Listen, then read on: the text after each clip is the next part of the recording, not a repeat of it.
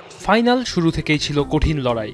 তরুণ ও শক্তিশালী স্প্যানিশ দল আক্রমণ নিয়ে শুরু করলেও পর্তুগালের রক্ষণ ছিল একেবারে অটুট। রোনালদো ছিলেন মাঠে, তবে তার স্বাভাবিক গতির চেয়ে অনেকটা ধীর গতিতে খেলেছিলেন। প্রতি আক্রমণে দলের সহায়তা তিনি করছিলেন, সতীর্থদের সাহস যোগাচ্ছিলেন।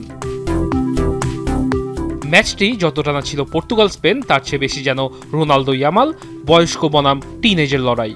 মুহুর্মুহু আক্রমণের মাঝে মার্টিন জুবিমেন্ডির গোলে প্রথমে এগিয়ে যায় লা রোজারাই। পিছিয়ে পড়ে যেন গা ঝাড়া দিয়ে ওঠে ক্যান্সেলো নেতোরা। 5 মিনিট না পেরোতেই সমতাসূচক গোল করেন নুনো মেন্ডেস। যদিও প্রথমার্ধের শেষ মিনিটেই ব্যবধান দ্বিগুণ করে স্পেন। প্রথমার্ধে যেন নিজের ছায়া হয়েছিলেন স্প্যানিশ ওয়ান্ডারকিড লামিন ইয়ামাল। ঘড়ির কাঁটায় যখন 60 মিনিট পেরিয়েছে, তখন রোনালদোর পায়ে সমতাসূচক গোল, আর সেই চিরচেনা উদযাপন। যদিও ট্যাকেলে জর্জরিত হয়ে দলকে সমতায় রেখে নির্ধারিত 90 মিনিট শেষ হবার 2 মিনিট আগেই ইনজুরি আক্রান্ত CR7কে তুলে নেন কোচ। এরপর অতিরিক্ত সময় শেষে ম্যাচ গড়ায় টাইব্রেকারে।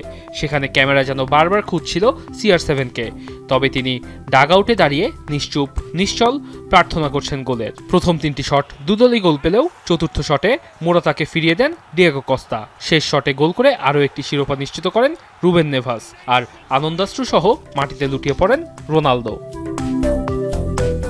ট্রফি নেবার সময় তার মুখে এক অদ্ভুত শান্তি। তার হাতে ট্রফি, কিন্তু তার চোখে এক ধরনের ক্ষণিক কষ্ট, তৃপ্তি, বিজয়ের এক অভূতপূর্ব মিশ্রণ। যে কষ্ট তিনি বহুবার সহ্য করেছেন, বিপর্যয় থেকে উঠে দাঁড়িয়ে সফলতা অর্জনের কষ্ট। ওয়াসিউল হক পান্থ, এখন।